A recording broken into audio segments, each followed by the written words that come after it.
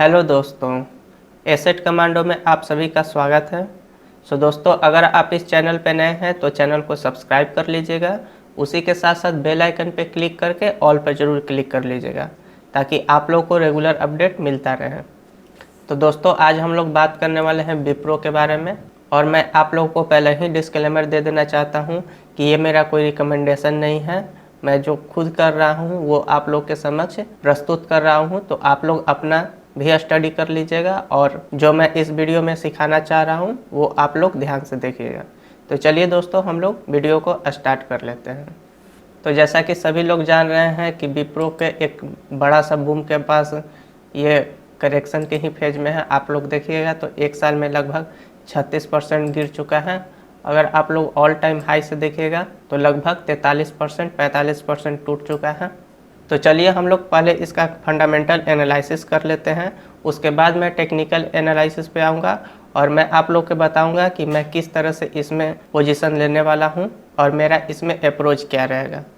तो दोस्तों, मुझे इसके बारे में बताने की ज़रूरत नहीं है, ये आप लोग भी जानते हैं। तो इसका करंट मार्केट कैप 2,22,241 करोड़ का है। जब ये कोरोना के बाद बूम में था तो ये 3 लाख करोड़ का भी पार कर चुका था। और इसका ऑल टाइम हाई देखिएगा तो 727 का है और इसका ऑल टाइम लो यानी कि 52 वीक का लो 373 का है। इसका पी रेशियो अभी 19.7 का चल रहा है। बुक वैल्यू 130 का है। डिविडेंड यील्ड 1.48% का है। रिटर्न ऑन कैपिटल एम्प्लॉयड 21.1% का है। रिटर्न ऑन इक्विटी 20.3% का है और फेस वैल्यू इसका 2 का है। अगर हम लोग इसका पीर कंपेरिजन देखें तो नंबर 1 पे TCS आती है, नंबर 2 पे इन्फोसिस, नंबर 3 पे HCL टेक और नंबर 4 पे विप्रो आता है। तो चलिए दोस्तों, हम लोग थोड़ा सा इसका PNL देख लेते हैं कि इस क्वार्टर में इसका कैसा PNL था। तो हम लोग 3 क्वार्टर का देखेंगे, मार्च 2022, जून 2022 और सितंबर 2022। तो मार्च 2022 में कंपनी का सेल्स 20,861 करोड़, फिर 21,529 करोड़ और इस क्वार्टर में 22,540 करोड़। तो कंसिस्टेंसी से कंपनी के सेल्स में ग्रोथ हो रहा है। अगर एक्सपेंस देखेगा तो मार्च 2022 में 16,724 करोड़, फिर 17,671 करोड़ और अभी इस क्वार्टर में 18,605 करोड़। तो कंपनी का एक्सपेंस भी बढ़ा है। अगर हम लोग ऑपरेटिंग प्रॉफिट देखें तो मार्च 2022 में 4136 करोड़ का है, फिर 3858, फिर 3934। अगर हम लोग नेट प्रॉफिट की बात करें तो मार्च 2022 में 3092, फिर 2559, फिर 2649। तो लगभग फ्लैट ही है, थोड़ा सा गिरावट है।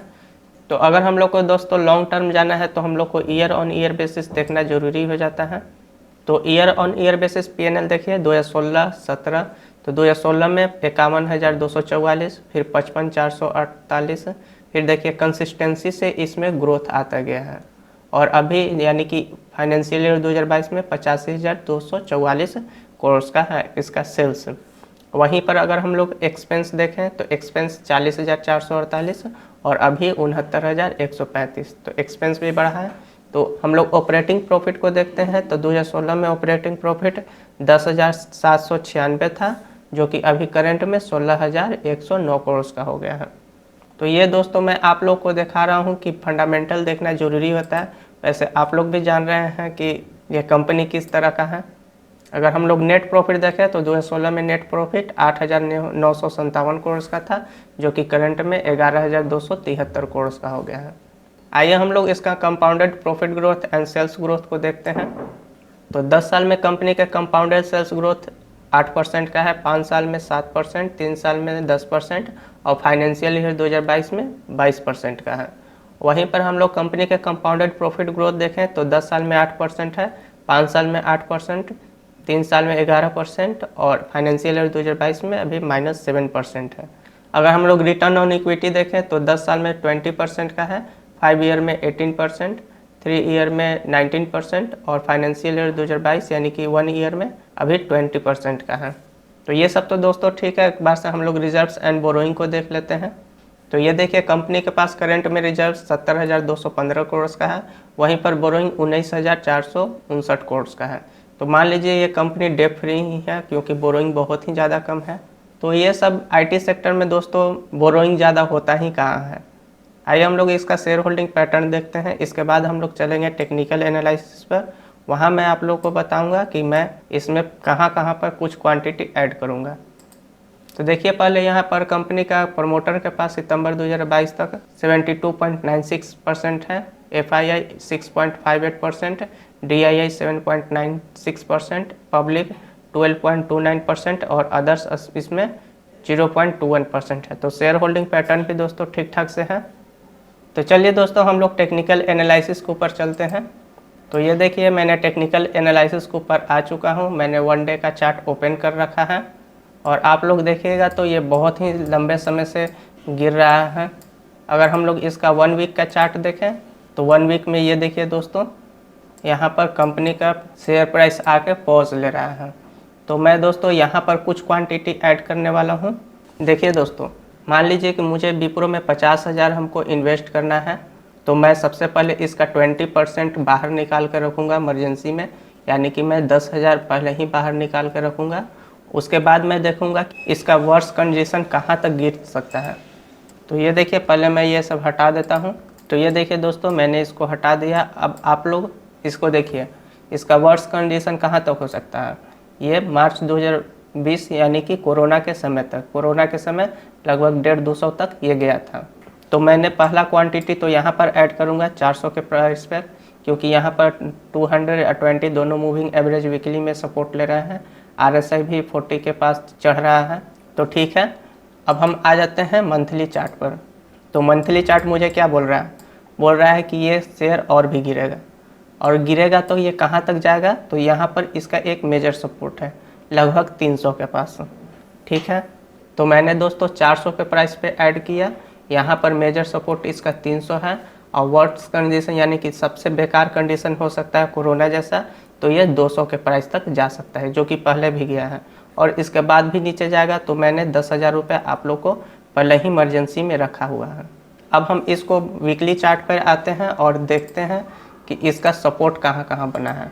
तो आप लोग तो दोस्तों पहले यहाँ पर हम लोग ले चुके हैं। नेक्स्ट सपोर्ट हम लोग को इस प्राइस रेंज में मिल रहा है, ये प्राइस रेंज यानी कि लगभग 350 के प्राइस रेंज। ये ऊपर नीचे भी हो सकता है दोस्तों। उसके बाद मेरा और कौन सा मिल रहा है, एक यहाँ पर मिल रहा है छोटा सा, यहाँ पर हम लोग उठाएंगे लगभग 300 के प्राइस रेंज पे। उसके बाद हम लोग यहाँ पर उठाएंगे लगभग 250 के प्राइस रेंज पे हम लोग उठाएंगे। 275 250 के प्राइस रेंज पे हम लोग यहाँ उठाएंगे। ये ऊपर नीचे हो सकता है दोस्तों, मैं एक्यूरेट नहीं बता सकता, क्योंकि एक्यूरेट कुछ भी नहीं हो पाएगा जल्दी।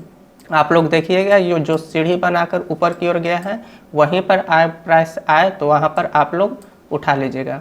उसके बाद क्या कहाँ आ सकता है, ये लगभग इस प्राइस रेंज पे। तो इस तरह से मैंने दोस्तों इसको, और ये हो गया 200 के प्राइस रेंज। तो मैंने दोस्तों 50,000 में से तो 10,000 रुपये पहले ही निकाल कर रख दिया हूँ। अब हम लोग के पास 40,000 रुपये हैं। तो 40,000 रुपये हैं, तो मैं इसको 5 भाग में बांट देता हूँ। तो मुझे 8,000 रुपये ईच आते हैं। तो 8,000 आ रहे हैं, तो मैं पहले यहाँ पर 8,000 रुपये इन्वेस्ट करूँगा 400 के प्राइस पे, फिर लगभग यहाँ पर 8,000 रुपये इन्वेस्ट करूँगा। इस तरह से मैं 8,000 रुपये इन्वेस्ट करते चला जाऊँगा। मुझे उम्मीद है दोस्तों कि इसका प्राइस रेंज 300 से नीचे बहुत ही रेयर केस में जा सकता है, और 200 तो टच बहुत ही, बोले ना जब कोरोना जैसा सिचुएशन होगा तभी 200 जैसा टच करेगा। तो 300 से 250 के बीच में मैं अच्छा क्वांटिटी इसमें कुछ बाई करूँगा। और बाकी जो अगर 200 से नीचे जाते हैं तो मेरे पास 10,000 रुपये हैं इसको नीचे से बाई करने के लिए। और ये 10,000 रुपये मैं 190 या 180 जाने पर नहीं लूँगा। ये जब प्राइस नीचे जाकर इस तरह से एक रेंज बाउंड में आएंगे और वहाँ से जब ऊपर की ओर जाने लगेंगे, तो मैं ये इस 10,000 रुपये को इन्वेस्ट करूँगा। अन्यथा मैं 40,000 रुपये में ही इसमें काम करूँगा। तो ये दोस्तों ये मेरा इसमें अप्रोच है। आप लोग का कुछ अलग भी हो सकता है। और कंपनी बढ़िया भी है, और अभी बहुत ही अच्छा खासा इसमें करेक्शन हो चुका है। एक जगह पे बहुत दिन से ये पॉज ले रही है, तो मैंने सोचा कि अब यहाँ से मुझे कुछ क्वांटिटी बाई ऑन डिप्स करनी चाहिए। तो मैंने ये वीडियो बनाकर आप लोग को भी बता दिया। वैसे आप लोग का क्या ओपिनियन है इसके बारे में, आप लोग ज़रूर बताइएगा। तो वीडियो को यहीं पे क्लोज करते हैं। आशा करते हैं कि आप लोग को ये वीडियो अच्छा लगा होगा। अगर आप लोग को ये वीडियो अच्छा लगा होगा तो डेफिनेटली वीडियो को लाइक कीजिएगा, चैनल को सब्सक्राइब कीजिएगा। मिलते हैं अगले वीडियो में, तब तक के लिए धन्यवाद।